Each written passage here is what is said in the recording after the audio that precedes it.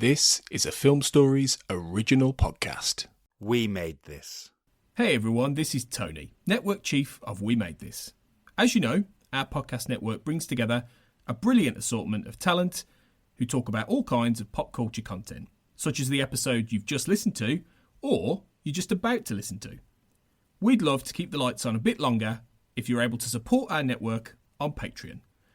For just £2 a month, you get your name in lights on the website and the satisfaction of knowing you're helping us produce more great audio. And for £3 a month, you'll get your name in lights, but you'll also get access to an exclusive bi-monthly podcast from the We Made This talent pool on podcasting, pop culture, and you tell us.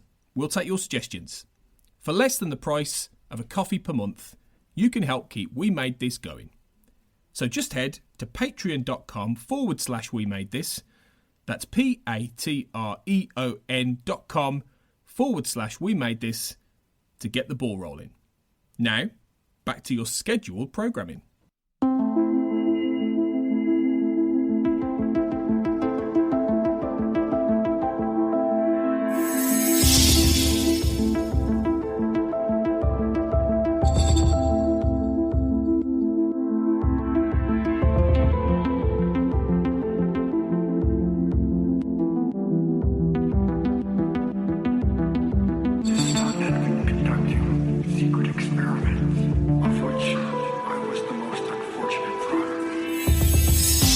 Welcome back, everybody, to the X-Cast. As ever, the truth is in here.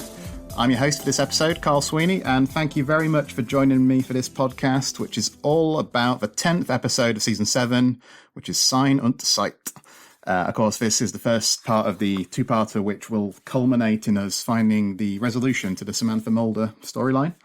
It's a big, powerful episodes, I think, and I'm delighted to be joined for this one by the author of the X-Files FAQ and returning guest to the podcast, John Kenneth Muir. Hi, John. Hello, Carl. Yeah, nice to be with you. How are things with you?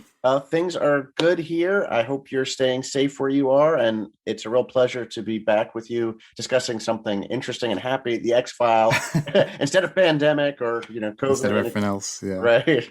Absolutely. Yeah, well, things are okay here. Who knows when by the time the episode goes out, things change so quickly, don't they? But they do. Fingers crossed. So yeah, Sein Und Zeit, like I said, the 10th episode of the season. Now this premiered, John, back in February 2000. So over 20 years old by this point. It's kind of incredible to think about, isn't it? That's crazy. I can't fathom that. I just don't know how that could be. And this episode was written by Chris Carter and Frank Spotnitz, of course, the team who wrote so many great episodes, and directed by Michael Watkins. John, just to kick us off, I was wondering about your general thoughts on season 7. Is this one of your favorite seasons, and what's your sort of general feeling about it? It's very interesting, because as we go through the decades, we do change. I remember at the time, I did not love season 7 compared to some of the others. And I always sort of hinged on Fight Club as one I didn't particularly like. And I was a huge X-Files fan. Like I wrote one of my books, Terror Television, and I named the X-Files the greatest horror show of all time. And that was 6 seasons down. I still think it's one of the greatest horror series of all time. Buffy might give it a run for its money at this point, but maybe Millennium too. There's some. It's still an awesome show, of course. But season 7. What I think I detected as a weakness at the time. As I get older, I actually tend to see more as a strength. And I've gone back and revisited some of these episodes and thought, wow, there's really so much good material here. But why couldn't I engage with it at the time? And now I engage with it, and it's like, wow, that's really good. And in fact, some of my son is 14 now, but and he's watched all the X-Files with me, and they're quite good to know. Yeah, right, exactly, right. Indoctrinating him into it.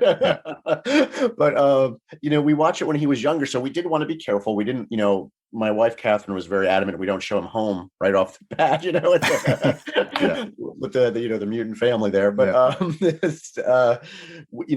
I found that we were able to show him some from season 7 that got him hooked. The Goldberg variation, things like that I hadn't necessarily thought particularly highly of on first run. And then I came back and watched them. I said, these are really really interesting and for the most part ambitious, strong shows. And when they fail, it's more a failure of ambition than anything else. And like, if you're going to fail, that's the reason to do it. So that was my super long-winded answer to say I actually really like season 7 now, except Fight Club. Still don't like Fight Club. Yeah, Fight Club's an issue. First-person shooter, perhaps. No, I have a similar feeling. I think I mentioned this on the Sixth Extinction episode, that I felt similarly back in 99, 2000 to what you've just described. But then I think when I revisited the series on Blu-ray especially, I thought, yeah, there's a lot to love here. Even episodes that I'd kind of just thought of as disposable or run-of-the-mill. Right. Things like Chimera, Thief, for instance. There's a lot more going on there. I love Chimera. Yeah, there's a lot more to enjoy than I first thought. So that's great to hear. So before we come on to this episode specifically, I'm just wondering what you sort of think about the timing of revisiting the Samantha Mulder storyline. Because I guess, you know, we'd heard about Samantha all the way back in episode 1 of the series, and then we'd had these milestones along the way, like Colony and Endgame, where we see the Samantha clone reappear. Episodes like Paper Hearts, of course, that deal with her. But then it seems like she'd kind of receded out of the spotlight a bit compared to those earlier seasons, and now they revisit it here. What do you think about the timing of taking this opportunity to wrap it up or to give us that closure? Well, you know, I think that, you know, if my understanding is correct, that, you know, there was a lot of thought that the 7th season originally would be the X-Files last. And one of the things we have to remember from the point of view of that era and the 90s and the 2000s, and the X-Files was a pioneer on this front, was that it wasn't going to be a show that just like stopped. They were going to try to bring closure, like the title of the next episode, to the series. You know, one of the things my son does ask me whenever we start watching a series, whether it's Buffy, which we're watching now, or the X-Files, he says, is there like a discrete ending to this, Dad?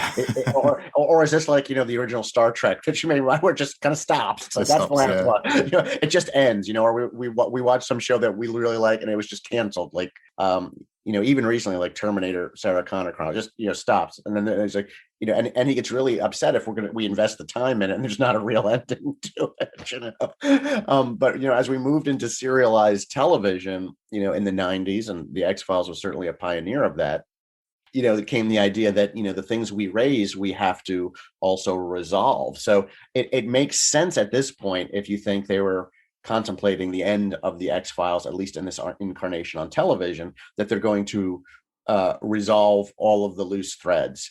And, you know, certainly to come back to Samantha makes sense. And I think that maybe people forget today that, you know, just how popular the X-Files was in its day. You know, when it aired, it became like instantly like the highest rated science fiction show, like up to that time. And that meant a lot of people who were not science fiction fans were not watching it, but they were hooked on it. And one of the things that maybe hooked the more, I'll say, mainstream viewers was this idea of Mulder's hunt for his sister. The mystery, what happened to his sister? So, you know, I think I'm sure there was some, you know, impetus or motivation to make sure that they resolve that particular thread before they went off the air. It's sort of like Who Killed Laura Palmer on Twin Peaks, you know, well, what really happened to Samantha Mulder? So I mean, I understand why they're doing it now, for sure. Absolutely, yeah. So what about, Sein Und Zeit then? So just your general thoughts on this one and a mark out of 10. Now, I really like this episode. I'm going to give it a 9 out of 10, but how about you? Yeah, you know, this is, again, just sort of a symptom of how these things fit together in my mind. When I went back to watch it, to review it, a lot of the things that I thought were in this episode were actually in closure. And so, like, I absolutely adore closure. I would give that one a 10 out of 10, but I think I give this one a 9 out of 10 because watching it this time, it's like, oh, Anthony Held isn't in this episode. Yeah, he's in the next one, and he's great. Right? You know, this episode is so much setup that I don't know if it sort of works in and of itself as a story alone. Once you watch it with closure, it's great. It's like movie quality, but sort of by itself and looking at it, it's like, oh wow, it's sort of lugubrious and slow moving. But you know, when you see it all together, those two episodes, like, oh, it's great. It's the build up, it's the setup for what comes next. So it's like, yes, standing on its own, you know, it's not a 10 out of 10, but you know, if you watch it with closure, I'd say that whole experience is a 10 out of 10. Yeah, I really love this two-parter. I think they're very emotional and powerful in a way that the X-Files could be, but this one is these two are exceptionally powerful, I think, together. What I like here is the way it puts Mulder in this scenario where, he starts off, he's adamant he's the one who can solve the case. We have that scene with Skinner, don't we, where he's like, let me go and ask the questions while we still can. And then the episode kind of gradually takes away that certainty, doesn't it? It does that very well because we see him having to sort of almost come to terms with what's being presented to him. So, he like lashes out almost when he discovers that his mother's death didn't happen. It's not because conspirators are pulling the strings. Right. It happened for a much more mundane reason, And I think we see variants on that all the way through, don't we? So he thinks the kidnapped girl is alive at the outset, comes to the realization that she's probably dead in this one. At one point in this episode, he thought Samantha was abducted by aliens, of course, but at one point here he says he thinks that never happened. His visions were to help him cope. And David Duchovny's phenomenally good here, isn't he? He's at portraying a Mulder who really has to struggle to face up to some very uncomfortable things in this episode. Absolutely. And, the X-Files, for me is always about bigger things and things that are even contradictory. It looks at things from such a nuanced view. And of course, the mantra of the show is the truth is out there. Mulder fancies himself as this white knight seeking the truth, but yet then sometimes we can't see the truth. And if we do see the truth, we don't want to see the truth, right?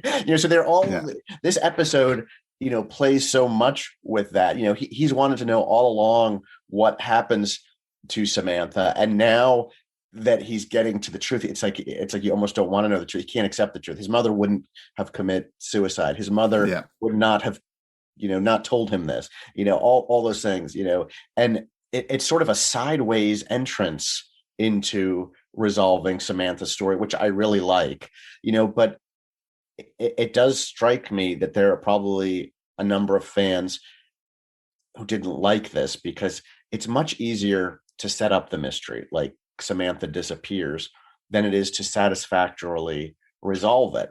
And I think after 7 years, people had visions of something like, she's on an alien colony on a different planet somewhere, and they're going to be reunited. There's going to be some sort of glorious, science fiction, result. Happy ending, yeah. Right. And it's kind of, very much not that. It comes at it sideways, and it becomes this meditation on what we choose to see and not see.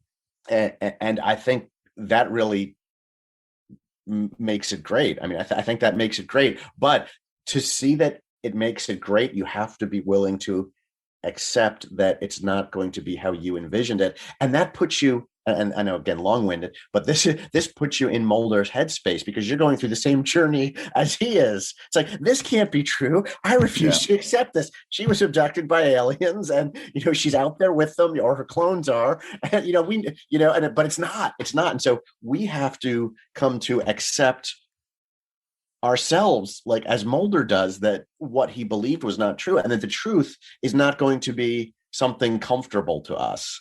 Yeah, I really like that description of it as a sideways episode, because I was thinking similarly that, of course, especially this first part doesn't have the trappings, or a lot of the trappings of those classic mythology episodes, does it? There's no Alex Krycek scurrying around. The Smoky Man does appear in Closure, but it's kind of a curious thing where, it's different to when he had the Syndicate and all that going on as well. There's no clones here, black oil, anything like that. So it's interesting, isn't it? Because this one kind of evokes other episodes, like you think about Paper Hearts, which also went down that road of suggesting that something else might have happened to Samantha beyond the alien abduction scenario. Yep. Some aspects of this remind me of Beyond the Sea. Yes. And I actually really like, from this distance especially, I think at the time I was never one of these people who hated these episodes. I think there were people who were. Yeah. But I didn't appreciate it then as much as I do now. But now I really like the idea of taking this big mid-season two-parter that's going to resolve one of the series' biggest questions and doing it in that kind of sideways way that you mentioned. And I think some people do struggle with that. There are things like the concept of the walk-ins, which people find hard to reconcile with this storyline, I think. But I really like the effect that all these things produced. I think, and it does seem like this two-parter, to be fair, has been reappraised by a lot of people. It seems to me that it's more popular amongst the fans now than it used to be, which is nice. I agree with you. I mean, at the time, I know, like, my parents watched the X-Files. Everybody watched the X-Files. And this was big. This was important.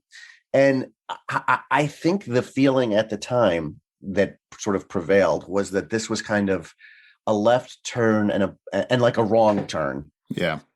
And I think now on retrospect, the feeling is this is really what the X-Files is about. It's a very human kind of ending to a story that couldn't have any but a human kind of ending. It's not consumed with sci-fi tropes. It's not about UFOs and shape-shifting aliens, but it's about like being able to acknowledge something hard in your life that you don't want to acknowledge. It's how we chase things that aren't real so that we don't have to face the things that are real. Yeah. And so at the time, I think there was disappointment that it didn't end the way we wanted to. But now when you look back, I think it couldn't end in any other way and sort of be a satisfactory X-Files, I think that's a good point. And just to sort of back up what I say, that I think this episode is more highly regarded now than it used to be. We always have a look at the IMDb score. Now, this one gets an 8.2 from the people who've rated it on IMDb. That puts it equal 6th for the season. It's equal with Honor Me, which is coming up in a few episodes' time. It's behind Closure. I think Closure gets an 8.3. And it's behind X-Cops, The Amazing Marlene, Jesuit, and The Goldberg Variation. So 6th place for the season, John? I mean, I would probably have it a bit higher, to be honest, in conjunction with Closure, especially. I think so. I understand why Closure is rated higher. The end sequence there with the music and the blue light, and it's just sort of this perfect montage synthesis, emotional. And this episode, by being the setup for that moment, doesn't give you the same kind of emotional relief. It doesn't give you the closure. The closure gives you the closure, right? This is being in time, not closure. So I mean, I think I probably would rate it higher, but when you said X-Cops, that was one of the first ones I showed Joel, my son. He loved it. He's like, that's great. Goldberg Variation, Amazing Marlene. Those are all like ones I could pretty much show my son right off, and he got instantly the concept and idea of the X-Files. They're like really almost like perfect examples of standalone X-Files stories. Now, as a more in-depth fan, somebody who loves it, I would rate this one higher, but I would never pick this one to show Joel first. No. You know what I mean? If I wanted to tell somebody what's the X-Files, this is like a master class in X-Files, but I just need like a really good standalone story with good repartee between Mulder and Scully and science and belief. That's what I need as a kind of example of the X-Files. Now, like I said, this is like the master's class of X-Files. Yeah. Yeah, and I think you need to come to it later because Mulder, especially in the second part, well, both of them, where he's kind of like, I just want it to be over. He's really burdened with this stuff. Right. So I think you need that history with the Samantha storyline for it to really resonate, which is why it appeals to long-standing fans, I guess. Yeah. Right. You have to know more and be more invested in the whole arc and the story and where the characters are and where they've been. It can't be sort of this abstract appreciation of the X-Files, which I think is what so much people bring to it. Because, I mean, the X-Files is about like dueling perspectives of how we look at reality.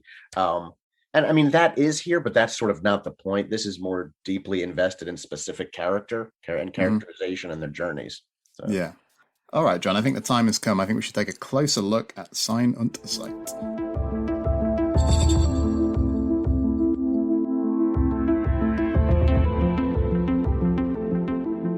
So, John, I was just wondering about maybe something, this is almost like a footnote to kick us off, really, but in the teaser, we get the in-joke which involves the Harsh Realm series, don't we? Yeah. So we have Bud Lapierre, played by Mark Rolston, who I believe had also guested on Harsh Realm. He's watching the episode, he says to himself, this is great. Yeah. And I think there's a later reference as well. I think when Mulder talks to them, he says, I never heard of his show before I was watching, but it was good. Yeah, I've heard one or two people criticize this kind of in-joke. Maybe it's a bit too distracting or something, but I don't know. I think most viewers, especially at this vantage point, that will just kind of fly over people's heads, won't it? I think the context will be gone now. So what do you think? Right. I didn't find it bothersome. I did watch Harsh Realm and I loved Harsh Realm. And I the only thing that bothered me at the time, and it didn't bother me now because it never happened, but it was sort of like putting the X-Files on an episode of Millennium, which I think was Human Essence. But then Frank Black came into it later. It's like, no, I would rather have, I would rather have a shared cinematic universe of X-Files. So it's like, don't spoil that by putting Harsh Realm in as a joke, because we might pull that in as part of our overall, story arc at some point. But I think it's funny. And I mean, I think it's a result of the author's absolute anger. I never heard of it before, which was that it wasn't promoted or marketed well at all by Fox, and so consequently ended after a mere handful of episodes, and there were a bunch of episodes that weren't aired that were even better. One seemed to forecast 9/11 in some sense, like with Ground Zero, like after some kind of terrorist attack and stuff. So it was, I mean, I liked the show, and I think they wanted to get their dig in. It's like, this is great, and I've never heard of it before. It's like, if like people watched the show, I think they really would have liked it. And I think that's all they're saying. Yeah, like I said, I don't find it that distracting. I've heard one or two people who disagree, but hey.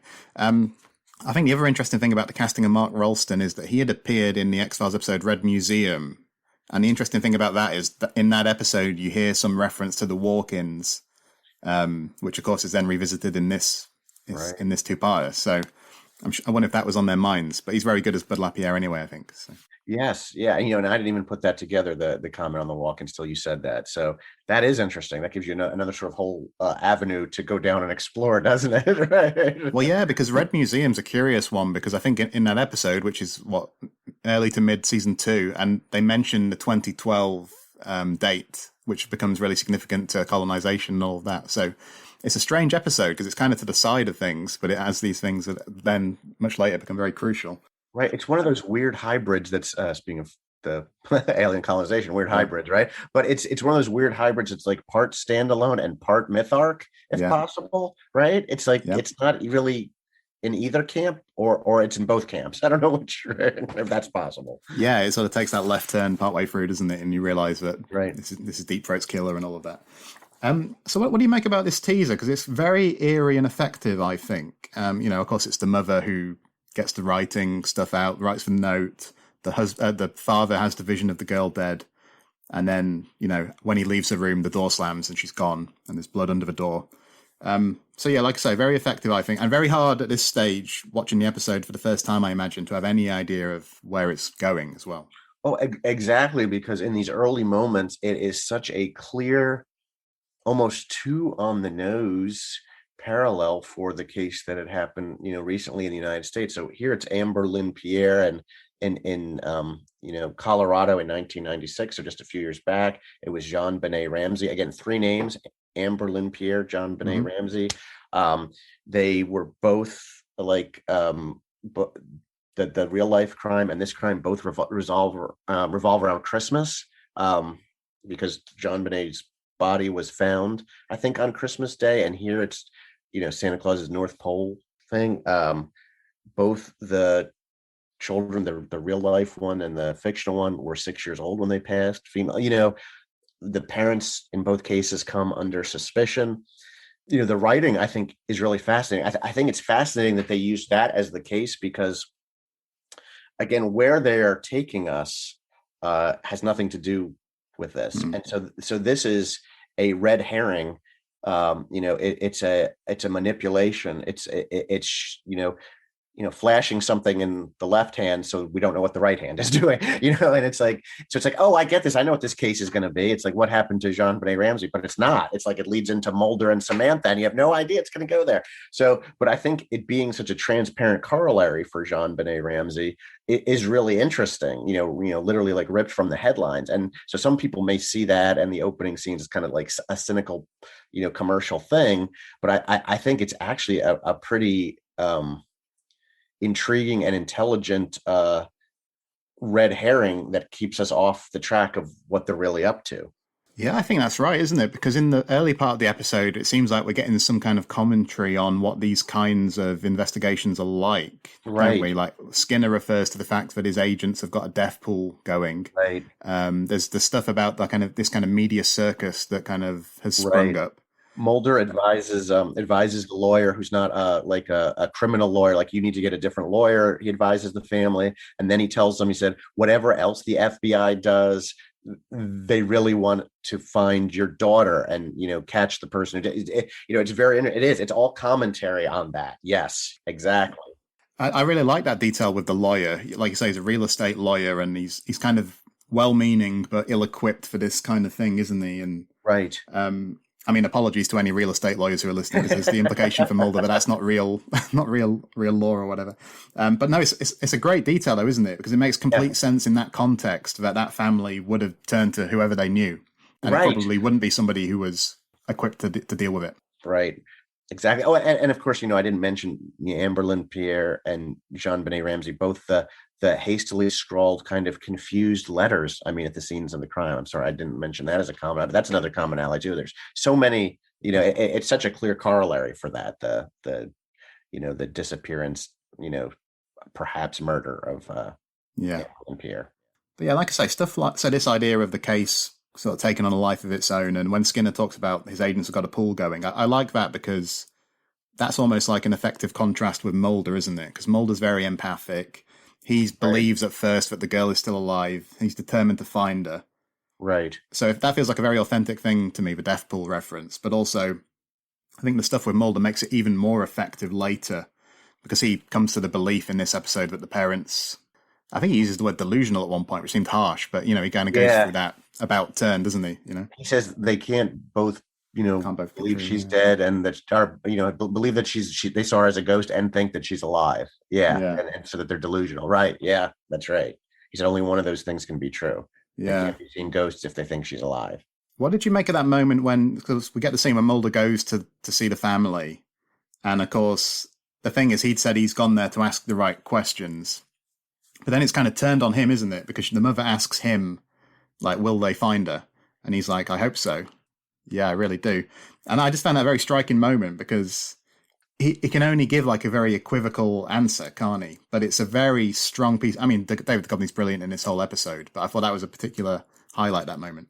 Yeah, absolutely. I mean, the character of Mulder is really so great because of his empathy, but sort of dueling with his empathy is the fact, I mean, he's a trained psychologist and he understands human nature. And I think what's dueling there is his empathy and what he wants to say and tell them, and the hope he wants to give them, and the reality of knowing what in all likelihood is ahead of them. And that's really important, again, because the mirror then gets held up to him, doesn't it? Right, in relation to his mother and what she knew and what happened to Samantha.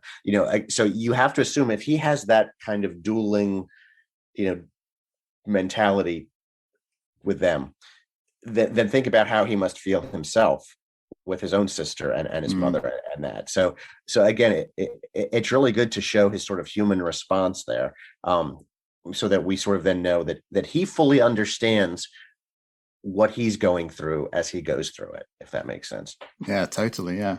I was just wondering, what do you think more broadly about Duchovny? Because I think a lot of people, it's a fairly well-established fan critique that people say in season 7, and a lot of people seem to think that there are episodes where he's not as committed. There are off-screen things going on with him and Chris Carter and so on.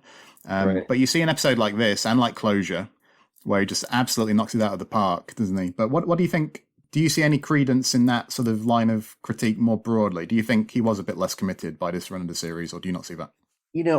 I've heard that so much that he was sort of, Sean Connery and, You Only Live Twice. That by the 7th season, he was kind of walking through the part.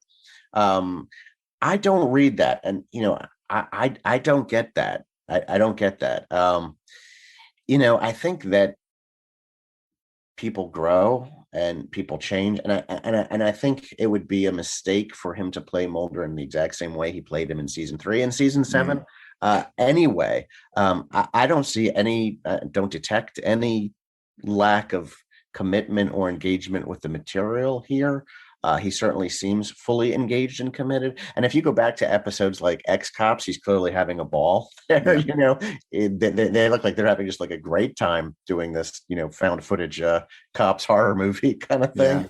So, I guess I'd have to go back and do like a full scanning of season 7. Is there a moment or two in a story where he's not as engaged, where he doesn't seem as committed? Possibly, maybe.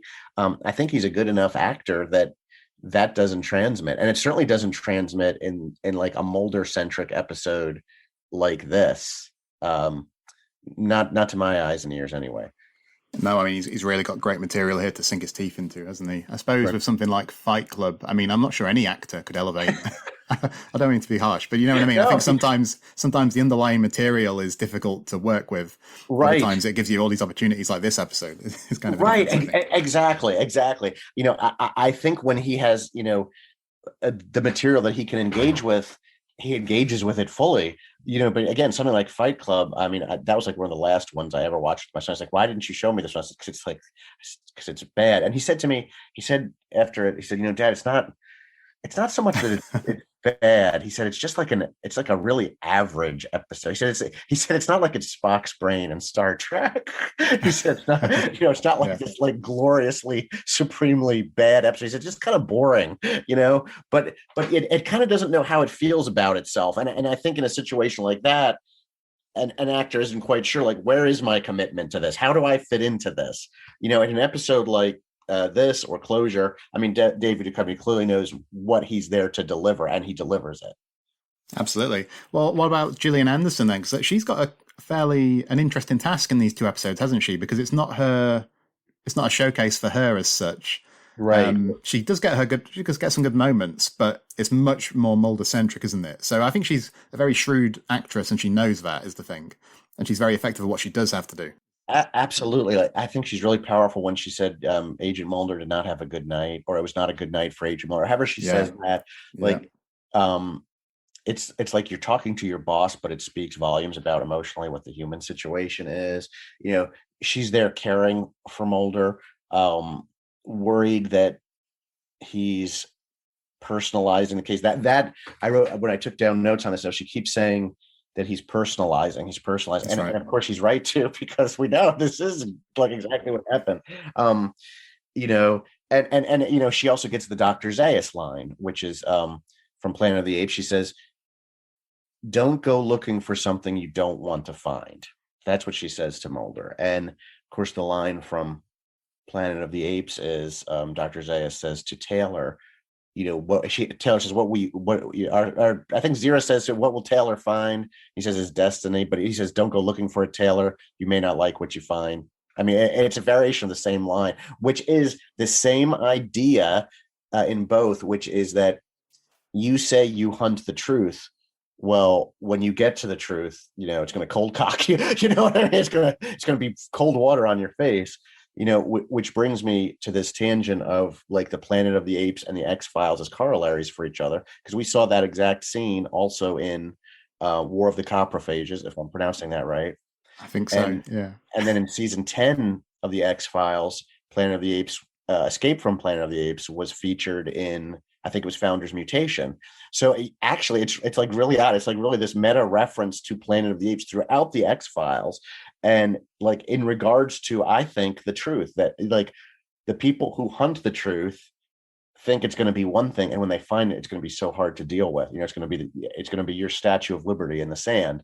And then if you look at it, like both the X-Files, Planet of the Apes, sorry, this is a weird tangent, but it comes up here, is that they're both about the idea that in the future, man won't have dominion over the earth, whether it's alien and colonists or intelligent apes.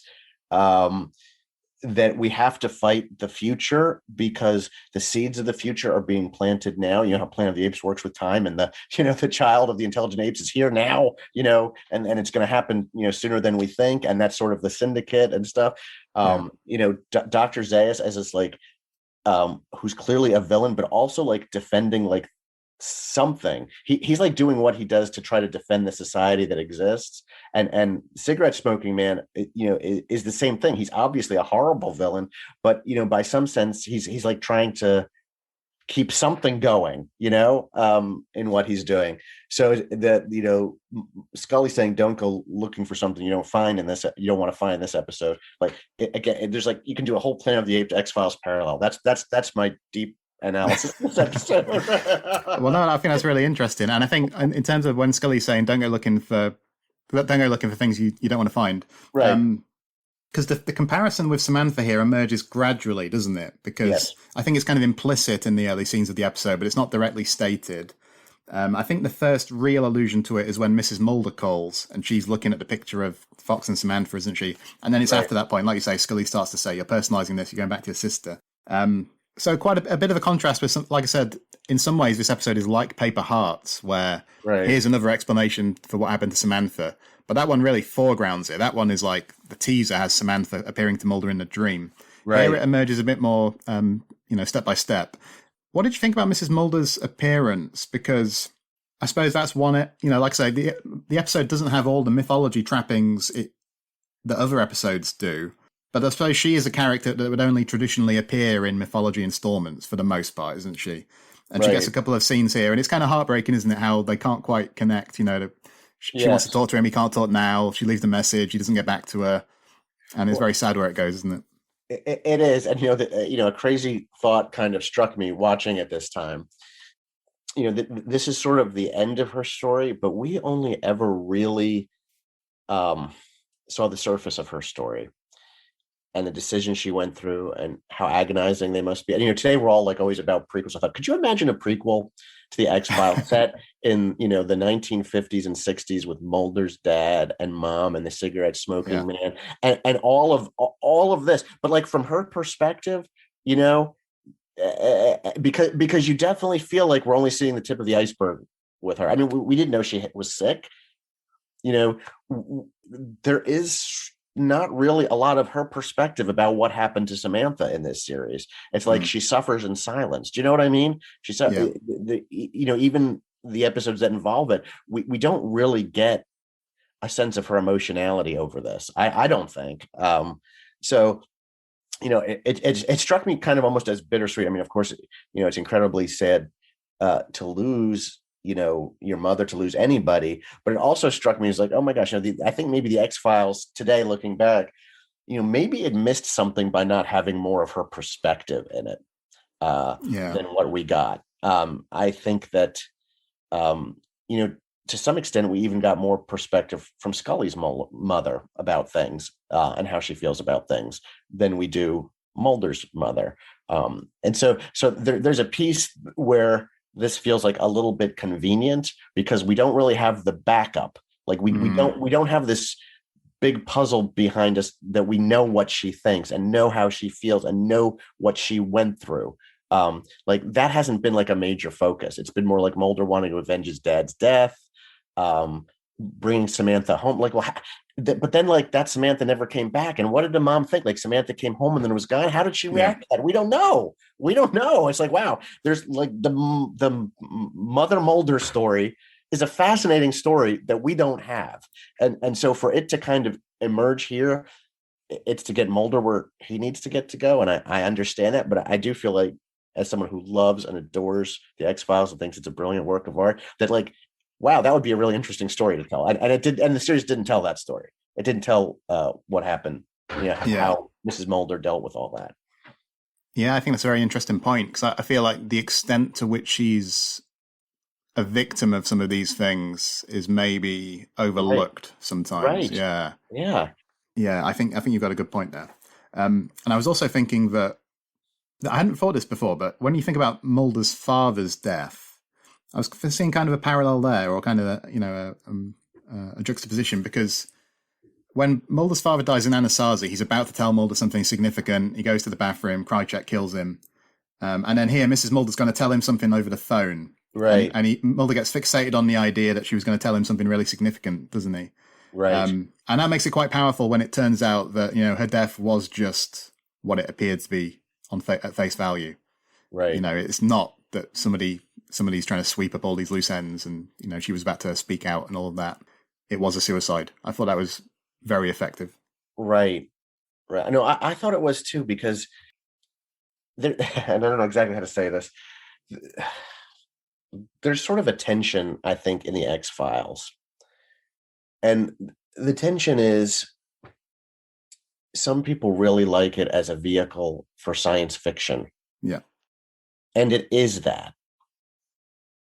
But beyond that, it's also a story about fallible human beings and how they make mistakes, how they wear blinders, how they choose to see what they want to see. I mean, you're going to hit that big time with Closure, with what Anthony Held's character, he can see so much, but he can't see the thing that matters to him. Oh my God, that's heartbreaking. I mean, but that really isn't the X-Files really about that, about how humans see. Do we see the things we want to see that we want to believe in, like Mulder, or do we see the things that science tell us are there?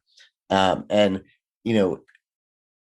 the humans make mistakes in the X-Files. And like, to me, watching it, at my age, 51 now, as opposed to like when I was 30, it's like, I want the UFO coming out of Antarctica and the aliens, bursting out of people. And, that's really what I wanted from the X-Files, maybe when I was 31.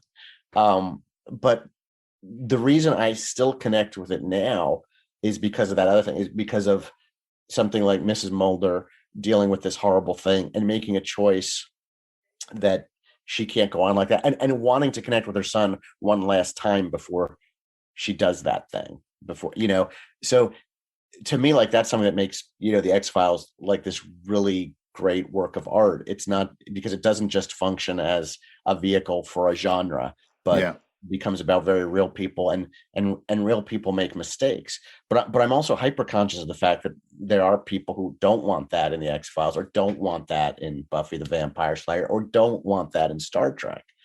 Again, I imagine the appeal of this is based on what you're seeking out of the X-Files.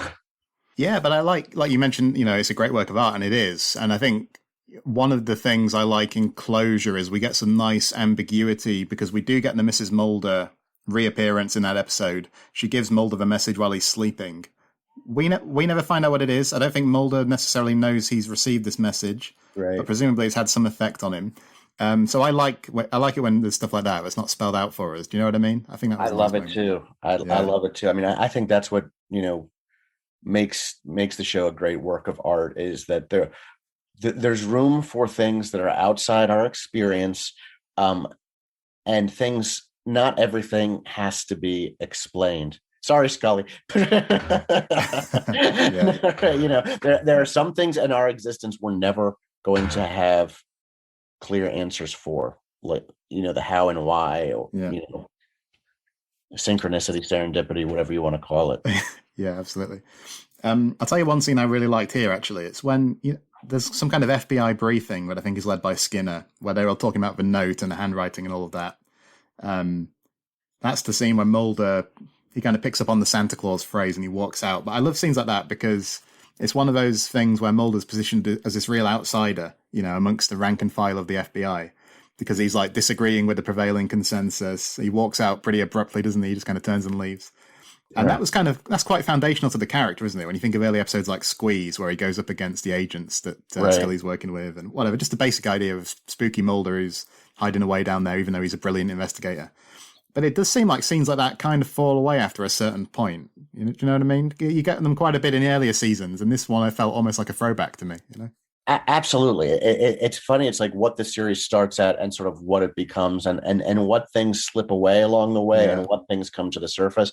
But, it's the whole sort of, Annie Hall syndrome, I think, for Mulder, which is he doesn't want to be any part of any club that would have him as a member. That's it. That's truly Mulder right there. He is the perennial, the constant outsider. And Scully is his kind of human creds, his kind of attachment to the world, and that never changes. And this definitely is a throwback to sort of those more, how can I say it, more procedural type episodes. The X-Files begins as more of a procedural. I mean, there's always the procedural aspect, but it's more like that at the beginning, it's more like, serial killer of the week, monster, whatever it's more lodged in that. Like, I feel like starting with the 6th season, like they really leaned into the science fictional aspects. Like, we're going into a time warp in the Bermuda Triangle, or we're switching bodies. That could have been an episode on Star Trek, or Monday we're doing a time loop. Like they really they moved away from the procedural stuff and moved whole hog into these science fictional concepts. And so this is a bit of a throwback to uh, the procedural, the FBI culture. Think about those early episodes where I can't remember which one it is, but it's Scully's former partner who's a total jerk. What is it there? Yeah, it's a Ghost in the Machine, and he wants her to come work with him, and he's worried about Mulder messing up his case. I can't remember which one. I think that's Squeeze, isn't it? That's Agent. It's Tom Colton. Yeah, is that it? Okay. Sorry, so, yeah. I can't remember which one it was. It's been a little while, but it's sort of back to that where there's like the office politics aspect. Yeah. To some extent, we don't get that as much, I think, later. Yeah, that's what I was trying to think, because in the Tempest Fugit Max two-parter, you get some stuff like that where he turns up at the crash investigation and he's saying these things about abductions and things. But I couldn't think of many after that until this episode. I'm sure there are some. Listeners will let us know if there are. Yeah, I'm sure they'll say, no, that's wrong, John. You forgot about that in season 7. Or we forgot about 10 examples in the last. Yeah, exactly. Yeah. So maybe that's more my feeling than the accurate truth. But that's sort of my feeling right now about it. Yeah, no, it felt to me like it had been something we hadn't seen for a while too. I was wondering what you made of the casting here and the performance of Kim Darby, who appears as Cathy Lee Tenko. Of course, she's the woman in the prison who has had this similar experience to the Lapierre families. What do you associate her with? The first thing I always think of with her is the film True Grit, where she's up alongside John Wayne. And I think she's meant to be a teenager in that, but she's actually 21 or something. Okay. And then there's an episode of Star Trek, isn't there? The original series. It's the one with the planet that had the children on it. Yeah, that's the one, isn't it? Yeah, she was Miri, right? And was she also in that TV movie Don't Be Afraid of the Dark? I've heard of that, but I haven't seen it. Okay. Yeah. Where the little hobgoblins drag her into the basement to make her one of them. Yeah. Okay. So, I mean, I love Kim Darby. What I think she is here, I mean, she's really heartbreaking. That video that she makes is like someone reaching out from a pit of their own despair to reach out to somebody else who's in the same situation, which is really lovely and a kind of heroic thing to do. To be able to do that. And, she doesn't want to do that first. She doesn't say she can help, but then she does. And that's really a beautiful act on her part, I think. I think the performance is great. I mean, I think she's heartbreaking. And I think, Harold Pillar is heartbreaking. These are like, again, they're all the Mulder, aren't they? Right. They're all they're all going through the journey Mulder has to go through in some sense. And different examples of that, somebody who sort of shrivels up, but then, can reach out after all these years, like Kim Darby's character, or somebody who, I mean, and this is just really terrifying and sad, someone like Harold who will never stop looking but he can't see what's in front of his face. And so it's like between those two, that is either each one of those is a cautionary tale for Mulder. If he shuts down and gives up, he's Kim Darby, right? If he keeps going but won't acknowledge the truth, he's Harold, right? So he's got to figure out, how does he navigate this? How does he get through this? And still be a functioning human being, because both of his examples aren't really functioning human beings anymore. Yeah, and I think that's very powerful in Closure, how Harold kind of contrasts with Mulder. And Mulder goes through the arc and gets catharsis, but Harold kind of finishes where he started. Almost, He's never going to be able to see his son. That just breaks my heart. God, that's I think so too. Yeah. Do you think the character of Ed Truelove, the killer, he's a bit more functional, it seems to me, because he's never really fleshed out as a character in the way that someone like, John Lee Roach in Paper Hearts or something, or Jerry Schnauz in Unruhe in season 4. He's not fleshed out like those characters are, but I don't see it as a problem. I think it's quite appropriate, actually, that this story is more about the people who are affected by what he's done than it is about the perpetrator.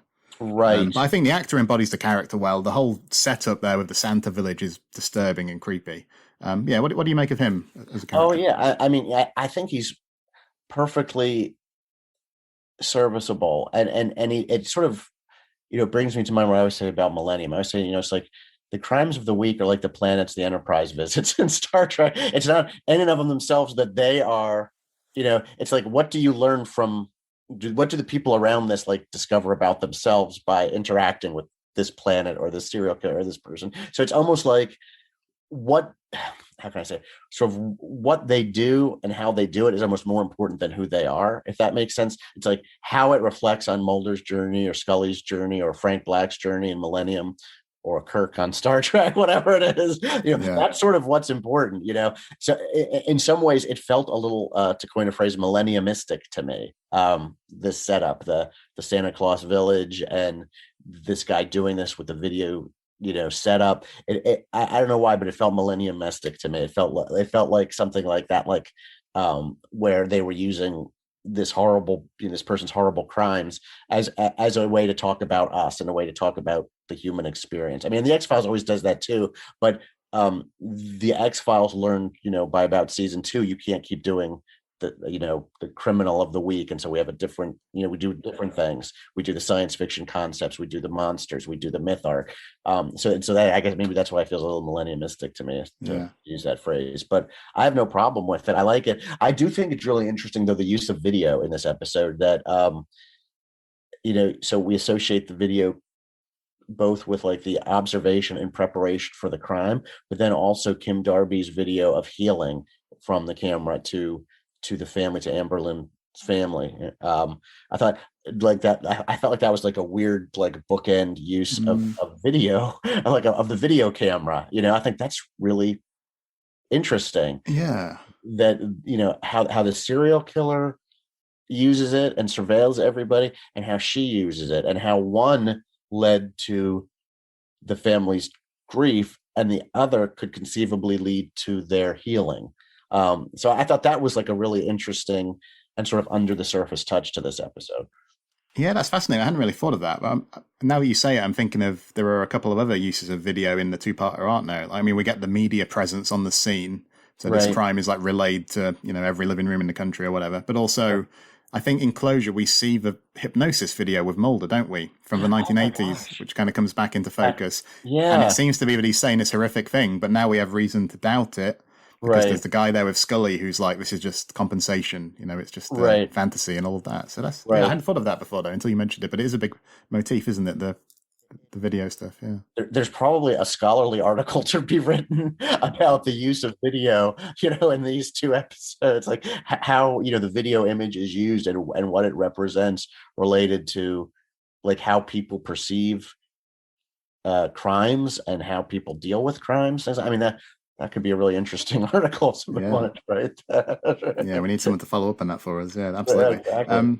Just with Ed Truelove, the only thing I was going to say about the Santa's village I found effective. There's that scene where he comes into the grotto or whatever it is, and you've got God Rest Ye Merry Gentlemen on the sound system, which in that context, given what we know, it just becomes very kind of creepy and insidious, doesn't it? And I just really like how the seasonal setting and the seasonal music, I don't know, it kind of underscores how abject this scenario is, if you know what I mean, by giving it that kind of contradictory meaning, There's the contrast, and again, I think in Closure, Mulder has that great soliloquy that, opens and closes Closure, and it's like just one of the most beautiful pieces of writing, not just on the X-Files, but like in the history of television, I think. And he's talking about, were those children dreaming about ice cream and afternoons and things like that, and I think bars, and I think that connects very much to the Santa Claus village,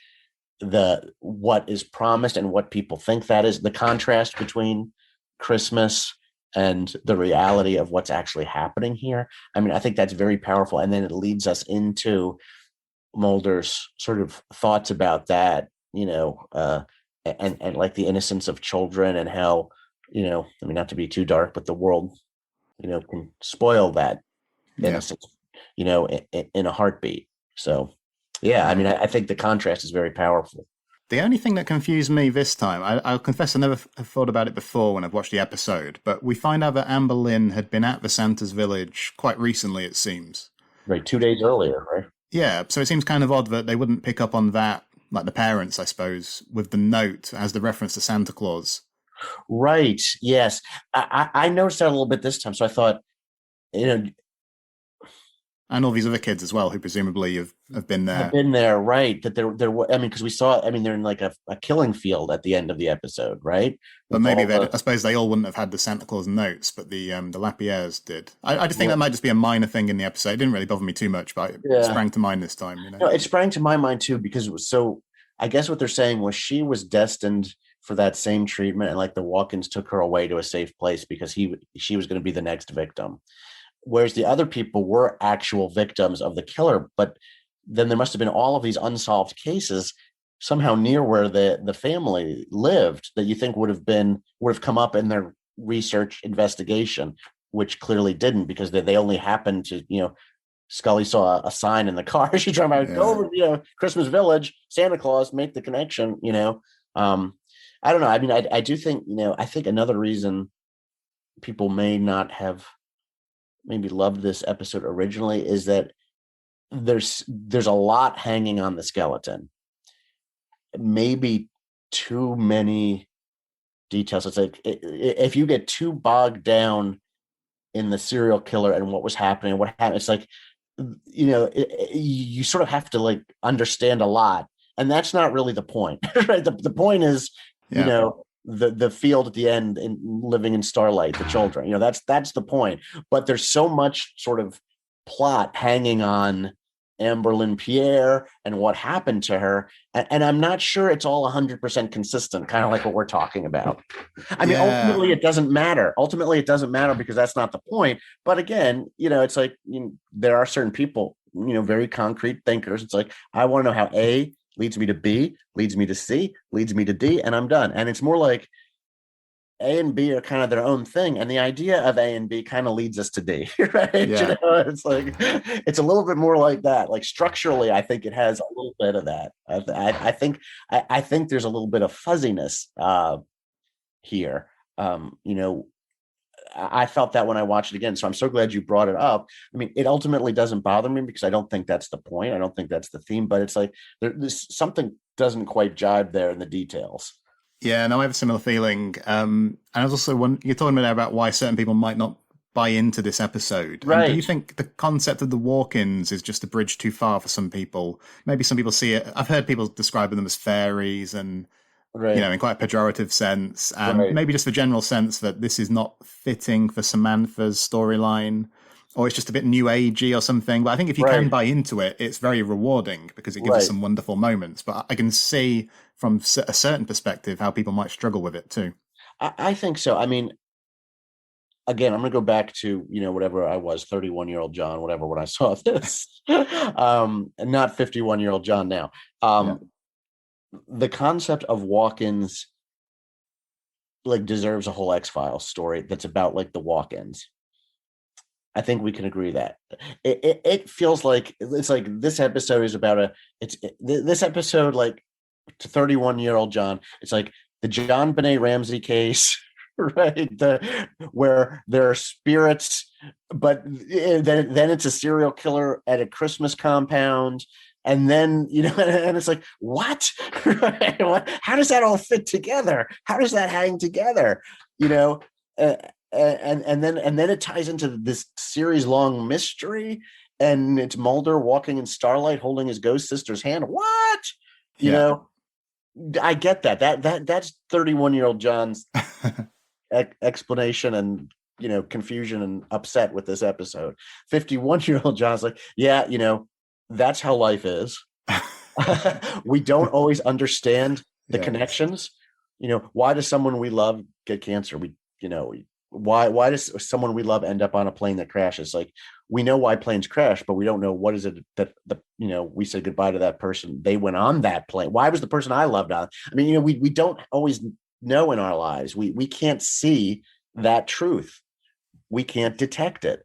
So yes, all those things, all those contradictions are true, but it almost feels more like life that way. It's like, I kind of understand how Mulder got here, but if you were to ask me concretely exactly how Mulder got here, I don't know. It's like, why did I meet my wife? And like, if I hadn't gone to the college I went to, I wouldn't have my son and my wife. It's like, so I know going to that college, I met my wife, we fell in love, and we had my son. But what was the thing that made me go to that? Is it fate? Is it just how we live? I don't know if I'm just rambling now, but the point is that it's like the concrete connections to 51-year-old John aren't as important as the emotional truths that come out of this. That's it, I think. Yeah. So I understand why people don't like it, because a 31-year-old John, I don't think really understood it. 31-year-old John might have said, why do the walk-ins appear to some children and not to others? How Right. exactly does it work? Right. How does it tally up? I understand what you're saying. 51-year-old John doesn't feel the same way. And I don't, I feel similar to 51-year-old John. So fair play. But no, I can see why. I think seeing this episode in the year 2000, I think there are so many preconceptions you have after 7 years of the storyline being dealt with, aren't there? That Right. that's what becomes easier to deal with over time, I think, as well, isn't it? You need that distance sometimes to really see what you've got on your hands, I agree with you. I mean, I think that, we're all still very invested in the X-Files, but it's a different thing. Yeah. Because sort of we know, at least, seasonally, like how it all turns out. You know what I mean? We've had all this time to accept that this is the story that was told. Whereas when we're in the middle of it, like, what? I don't accept that. That's right. No, you can't do that. Yeah. Don't turn that way. But now you kind of understand. I mean, and I think a lot of shows grapple with that. I remember, I was explaining to my wife about Buffy the Vampire Slayer because we're watching the 6th season now, where the big bad was real life. And it's like, and it's like unremittingly dark for a very light show. And I said, the 7th season is good, but it's like a total retrenchment because a lot of fans are like, oh my God, I don't turn on Buffy the Vampire Slayer for real life, folks. I turn it on to escape, to laugh, to have a good time. And like now I'm like confronted with all of these really real life things like getting a job and losing a friend and being in a bad relationship, and to me, like this two-parter of the X-Files like kind of perfectly embodies that difference between like telling a story that is escapism, Yeah, and telling a more difficult story, which is about the way we see and the human experience and the mistakes we make and the mistakes we're not aware we're making. Yeah. Now it's been a while since I've seen Buffy the Vampire Slayer, but as you were saying that, I was remembering that there's the episode in Buffy where her mother is dead, isn't Yes. she? And it's just kind of a real life occurrence. Is it a heart attack or something? That was the 5th season. And like from there through the 6th season, it's like just one terrible thing happens after the other. And you think of, Buffy the Vampire Slayer as a light show, but it's like, oh my gosh, it's like just one, like, she's got to get a job. She can't get back into college. The boyfriend that she let go gets married. And, it's just like, oh my gosh, she's in a bad relationship with a vampire. It's like, oh my gosh, it's so dark. It's just unremittingly dark. And it treads into these things though. And, this is what my wife and I have said. It's like, we all make mistakes growing up and we all have that time in our lives when we have to deal with losing a parent, when we have to deal with, like, we have to get a job, when we don't know what we're doing in relationships and we're finding ourselves. And so again, it's like that same dichotomy we have in the X-Files right here. Some Buffy the Vampire Slayer's like, I love this. This is great. The big bad guy isn't like an evil god or a vampire. It's real life. And then other people are like, no. I want my escapism in its box. Don't remind me of what I'm trying to get away from, in my escapism, you know what I mean? And I think the X-Files is kind of the same thing. It's like, it's entertaining. It's witty. It's scary. It's all of like these great things we want from our entertainment, but you can't deny either that it's also about like fallible people dealing with really complicated things and making mistakes. I mean, Mulder and Scully, I love it. I wouldn't have it any other way. I mean, they make some bad mistakes. They sometimes wear blinders. They don't see what's happening to them. Mulder is a very broken person in so many ways. And for me, the X-Files sort of reaches its zenith when, it has a good solid grounding in a story or concept, but then it takes us to that place where you're really dealing with the human experience, not just, escapism, not just the man who turns into a wolf or something like that. So. Well, that's what I was, like I say, the comparison. So with that Buffy episode where her mother dies, Yeah, and it's very real and authentic in a way that network television rarely is. Right. But it's kind of a comparison there with something like Mrs. Mulder's death here, which is not quite the same focal point because there's other stuff going on. Right. But because it doesn't have that kind of explanation in this kind of supernatural framework, right, it does have that authenticity, doesn't it? I think both series did. Yeah. Frequently did, yeah. Yeah, no, it's really interesting because, Buffy presents sort of as a cartoon, but is very deep.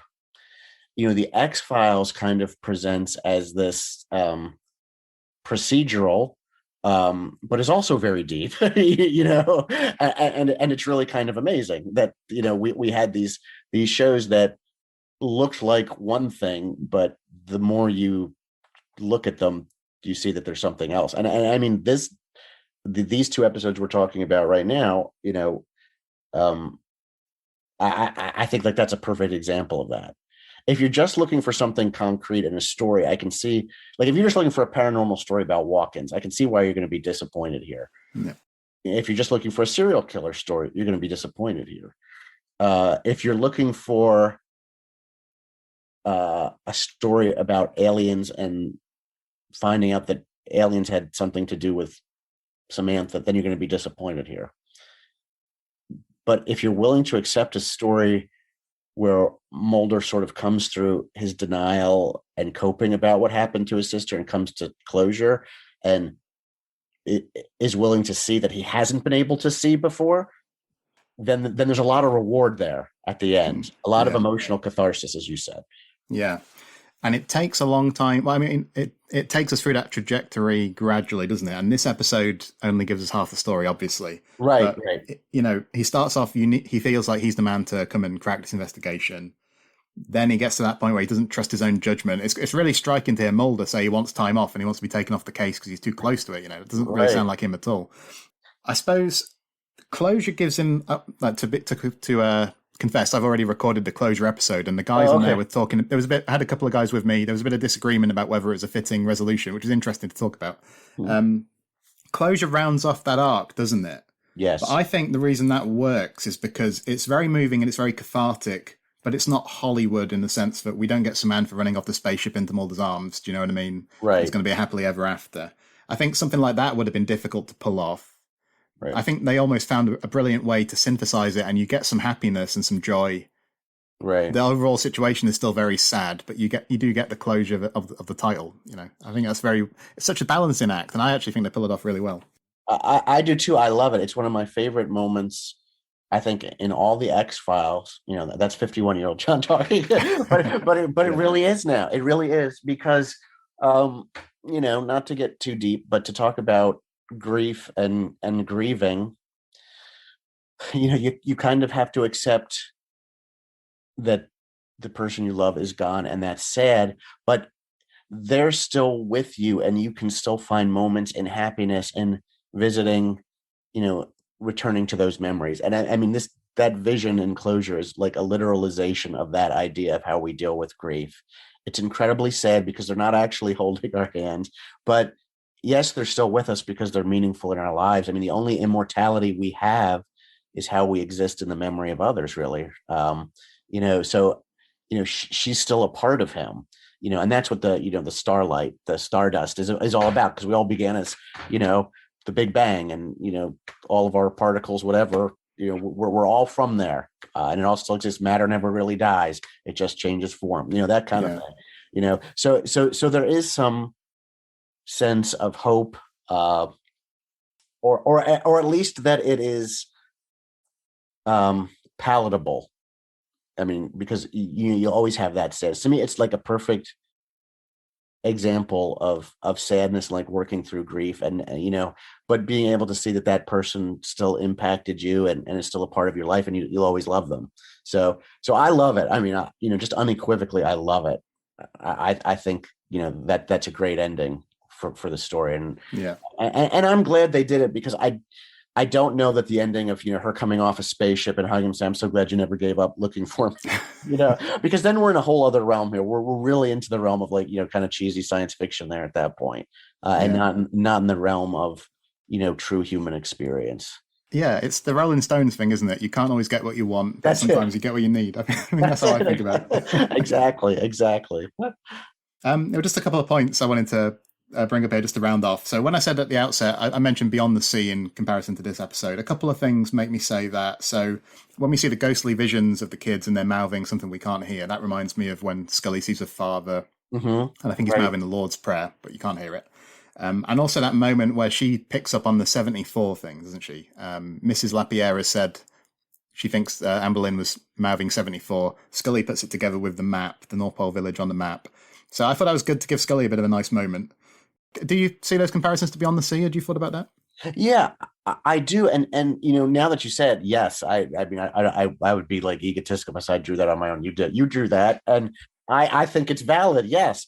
And it actually makes me think, it makes me like it more, because for the people who say it's not steeped in X-Files tradition, I can say, yes, it is, because we have the example of the apparition speaking something to the living that can't be immediately detected or not certainly detected, but sort of known anyway. So yes, that's a great connection. I like that. Yeah. Yeah, let's like say it's steeped in X-Files tradition. It's just not drawing on the episodes you might think a mid-season mythology two-parter might be drawing on. You know what I mean? Which is really cool, I think. And just finally, so a very well-directed episode, I think, by Michael Watkins overall, but a particularly good moment is right at the end of the episode, I think. So we have the chase. Skinner chases Ed Truelove. I did think Skinner should have been able to catch him a little bit easier, to be honest. But no, very powerful. Obviously, they apprehend him. And then Mulder sees the graves before we do. We're quite tight on his face, aren't we? Then he says Scully. We go to Scully. And then we get that shot that pulls out and back to end the episode, and we see all the mounds in the ground, So I just thought that was a phenomenal and very haunting image for the episode to leave us on. Absolutely. I mean, and that is one of the true joys of the X-Files. And, it was my, great honor and privilege to be able to, at one point, interview Chris Carter for my blog back in 2009, and to talk to him about this idea of cinematic visuals on television, in the X-Files. And, it's not something we always say, but it's kind of something that needs to be said about the X-Files. It's not just what you see, it's the way you see it that makes it so memorable and stay with us.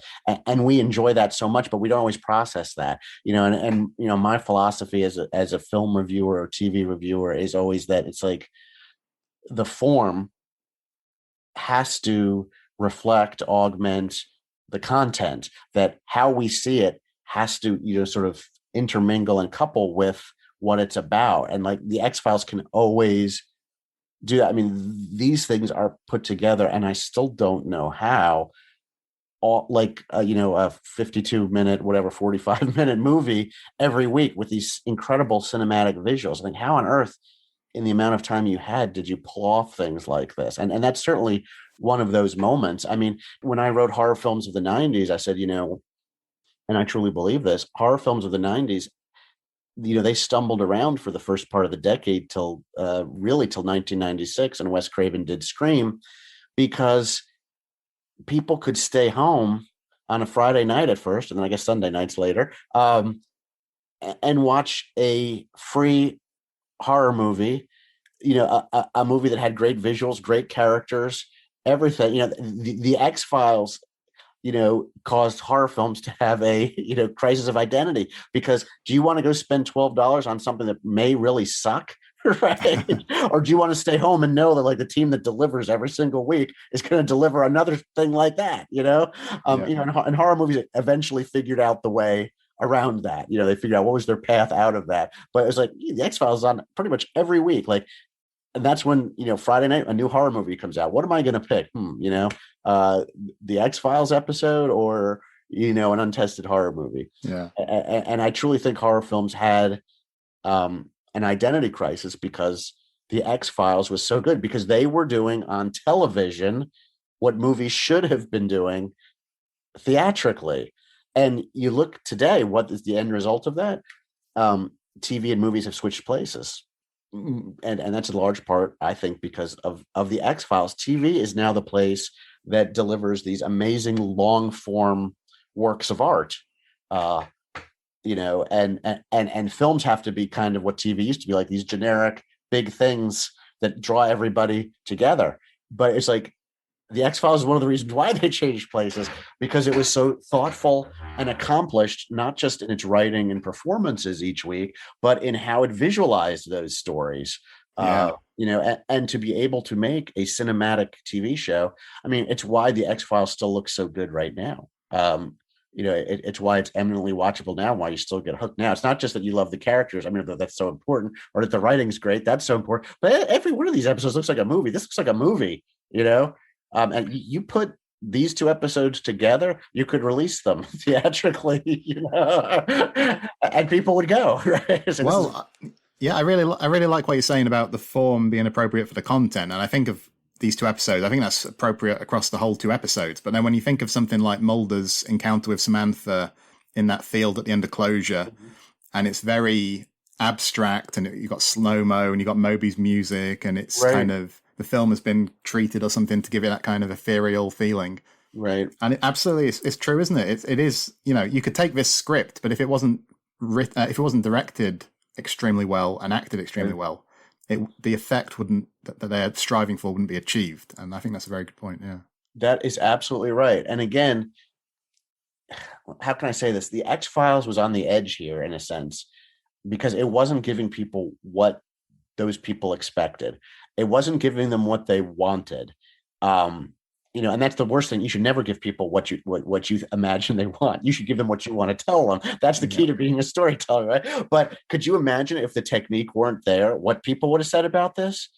Are you effing kidding me? I went for 7 years. This is the story. And then that end scene doesn't work, but it does work, and it works beautifully, because of the technique, because of the direction, because of the performance, that synthesis, that montage, it embodies the ideals of being cinematic, of being a film where the images, the quality of the images, the nature of the images, how people are arranged, whatever you want to say, the mise en scène, whatever you want to call it, it is all coming together in those moments. And again, that is like so hard to do. Like, I mean, like very few movies even achieve that, like that it's good and it all comes together like that. But, you figure how many good X-Files are there, that so many come together like that, that they're, that like we can sit here and we both laugh at Fight Club because we remember one time it didn't. Right, because all the other times it pretty much did. Yeah. No, and also on the sort of schedule they were working to as well, where they had such a quick turnaround, is phenomenal. I think. Yeah, it is. And I think that's a fairly nice point to end on, John. Unless there's anything else you wanted to say about these two episodes, or this one in particular. I just want to say thank you for inviting me to be a part of this. It does. These episodes actually really mean a lot to me because, it's funny about the X-Files and the things you love. It's like, again, 31 Me, like I accepted it, but I didn't love it. But then I feel like I found it and it's really meaningful to me now because I found it and like I can see what it's really about and it's so beautiful. So to be able to talk about it now, I'm glad I'm not 31-year-old me. Well, that's nice to hear. As a 34-year-old, it's nice to know that, there's things to look forward to in the future. Absolutely. But no, great to have you here, John. Thanks for joining us. Thank you. What are you up to online, or where should people go to find you on social media and things like that? Is there anything else you want to plug? All that. I am on Twitter at JK Muir. My latest book is Horror Films of the 2000s, and that'll be coming out sometime in February of 2022. I have recorded, and it's being edited now, the 4th season of a web series I had in the 2000s called The House Between. It got nominated for some awards, but we're doing them now. We did 3 seasons and we stopped because it was expensive to create. They're all on YouTube, the original 3 seasons of The House Between, so you can find those. But we've, pretty soon, we'll have a new collections of stories, all audio only, which is exciting, with as much of the original cast as we have on hand. And, so I hope people will look for those stories. I hope and dream someday that we can do stories like that would talk about the human experience as adroitly as the X-Files, but it's not an easy task. So my blog is Reflections on Film and Television, but look for Horror Films of the 2000s and The House Between to return. I would hope maybe sometime in the next year, just when we're finished editing our stories. That's great. Cheers, John. That sounds really cool. Thank you. Again, thanks for joining us today. Hopefully we can catch up again in the future. That'd be really nice. All right, listeners. So you find me on Twitter at CKJ Sweeney. You can find the Xcast at the X_cast. You can join us on Facebook in the basement group there for discussion. And you can also find us on Instagram at XcastPod. Like I said earlier, I've already recorded Closure. That's coming up soon with myself and Darren Mooney and Chris Knowles, and that was a lot of fun to record. But that's all for this episode, listeners. Until next time, always remember, trust no one. Elsewhere on We Made This. The Movie Palace podcast. So I normally just ask people, Robert, their general thoughts on Alfred Hitchcock. Yeah, what are your thoughts and feelings about Hitchcock? Well, it's funny because we had discussed, how this talk was going to go today, and I kept thinking, why have I been so interested in Hitchcock? Generally speaking, I'm more interested in the less technical filmmakers, and Hitchcock is such a technical filmmaker. We dig music. How come you always refer to Jonathan Donahue as Donahue and you always refer to PJ Harvey as Polly? Because she's overly familiar with Polly. Right. Yeah, that could do it. It freaks me out as well. Like I don't call any of the singers in bands by their first name because I don't know them. I'm not like, oh, there's my mate Johannes from Cult of Luna. No. It's Johannes from Cult of Luna or Johannes Person or, oh my God, it's Johannes Person from Cult of Luna sometimes. Like, that's how I refer to him. So you're saying that it's sit down Mr. Ulrich instead of sit down Lars? I think it depends how much I take an artist to heart, and Polly is very, very dear to me. So. Well, she thinks you're a prick because you don't like Ministry.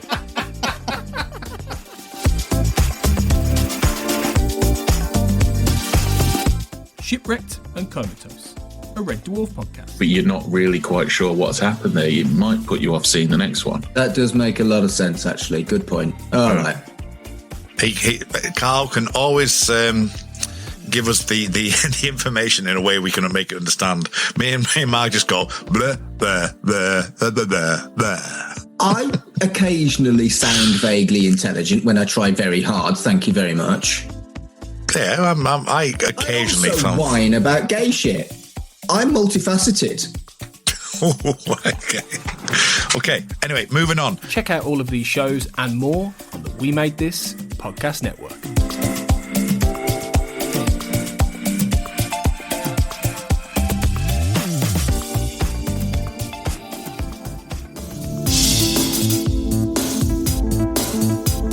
The Xcast and X-Files podcast was created by Tony Black and is produced and hosted by Carl Sweeney, Sarah Blair and Kurt North. You can find the podcast on Twitter at the X_cast, on Facebook by typing in the Xcast, and in our group, X-Files Basement, the Xcast podcast fan group, and on Instagram at the Xcast pod.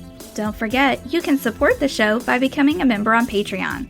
Our patrons get early access to episodes, behind-the-scenes chats with our hosts and a thriving community of X-Files, and other premium interviews and specials. To find out more and subscribe, you can go to patreon.com/thexcast. That's patreon.com/thexcast. We are also part of the We Made This podcast network, full of popular culture shows, including our Millennium series, The Time Is Now. You can find all of our shows at our website, wemadethispod.com, or via Twitter at wemadethispod. Thanks for listening and keep watching the skies.